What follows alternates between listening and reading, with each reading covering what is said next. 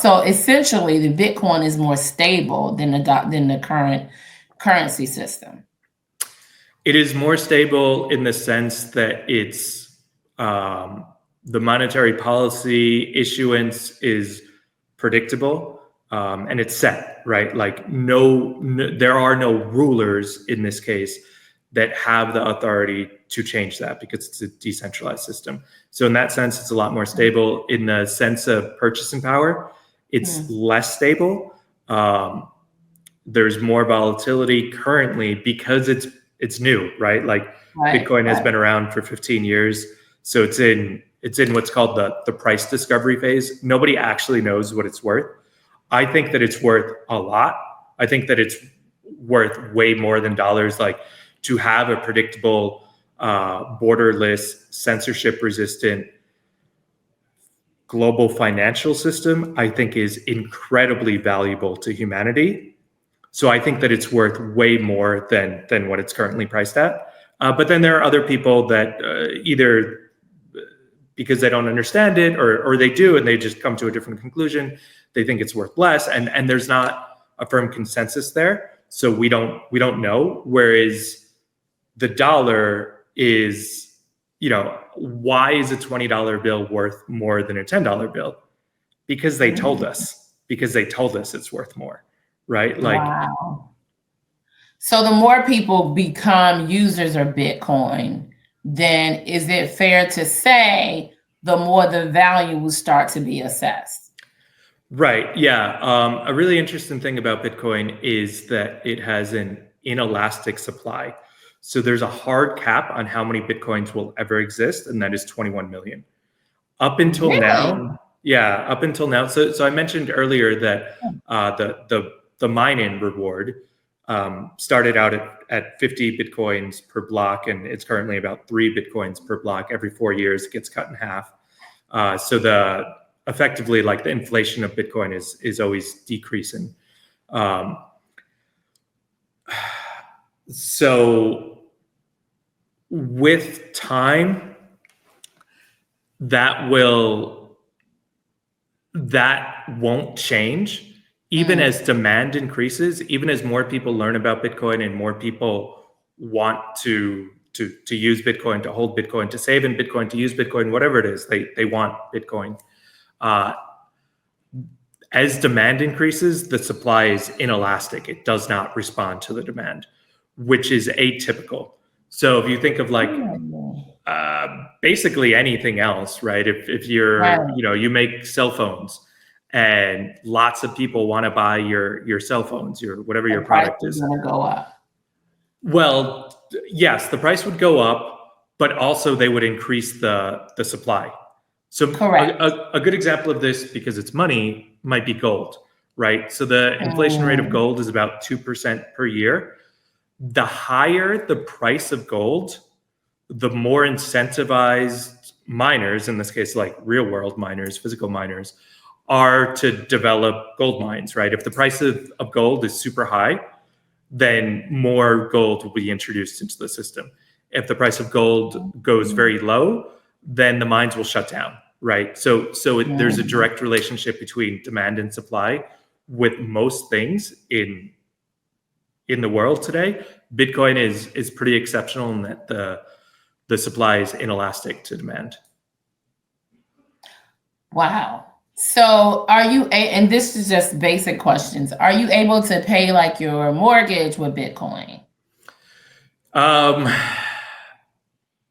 Right now in the United States, I don't know the answer to that question. In the past, the answer was no. In the future, it's yes. So they've actually, the housing authorities in the US, just in the past couple of months, have declared that Bitcoin should be able to be used as collateral, right? When you're getting a mortgage.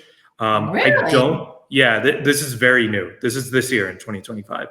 I don't know what the timeline of when they announce that to when it actually becomes effective is. So at this moment in August 2025, I actually don't know. At the start of the year, the answer was no. At the end of the year, the answer will be yes. Oh, this is amazing. So they're starting to incorporate Bitcoin in not necessarily like that's going to happen in the next 2 to 3 years, but introduce it in different ways. I know you're in El Salvador, of how people can pay their bills and have it in their everyday lifestyle. Yeah, it will get easier with time. Okay. So it will get easier because of regulation, right? Because like the government now, in this particular case with housing in the US, says that it could be used as collateral. It will also, and I think more importantly, get easier because the user experience will improve. As more people use it, there's just more data to be like, oh, how can we make this easier for the end user? Also, as the price goes up, there's a stronger incentive for more people to enter the space and innovate and make those things easier for people to use. Gotcha. If you were to say now, what percentage would you say of people, just rough estimates, actually use Bitcoin? It's very low. And this is contextual, so it depends on where you are. But okay. What country you're in, I would imagine. Yeah, so here in El Salvador is a bit of an outlier because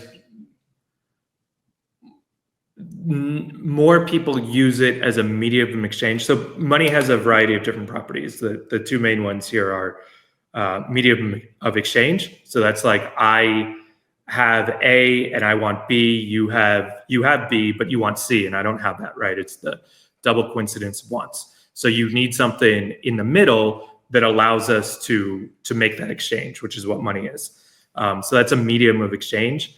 And then the other important, or there's multiple, but another important aspect of money is a store of value, something that will hold its value into the future, will not be worthless, right? Like I don't know, a mango is a terrible store of value because like in the future, it's just not worth anything, because if you just hold on to it, then it rots, right? Right. That's a great analogy, actually. Yeah. So let me speak to the U.S., which is where I'm from, and I'm pretty familiar with the U.S. Most people in the U.S.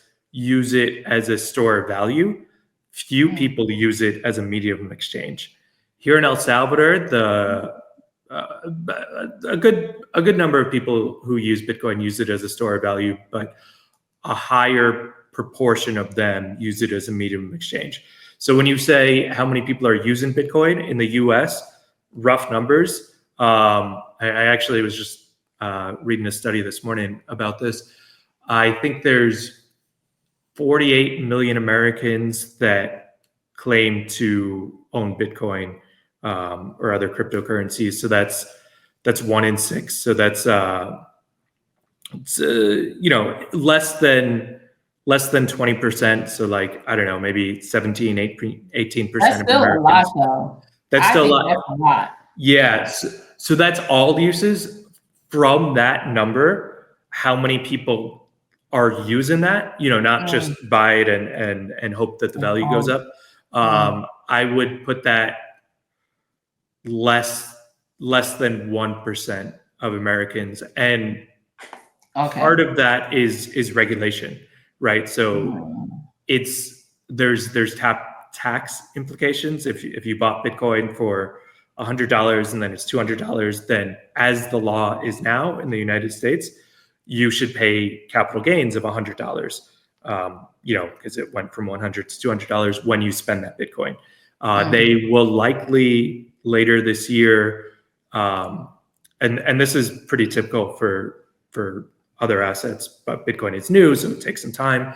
But they'll add an exemption, below $600, below $10,000, whatever it is. Then you don't have to think about capital gains, and probably even longer term, there won't be any capital gains. Just the same way as if you go on vacation to Europe and you bring back euros and the exchange rate changes, you don't have to worry about tax implications when you use those euros, and trade them in at the bank or something like that. You do with Bitcoin now, technically. So that has been an impediment for people to use it as currency in the US, but it looks like that is starting to change.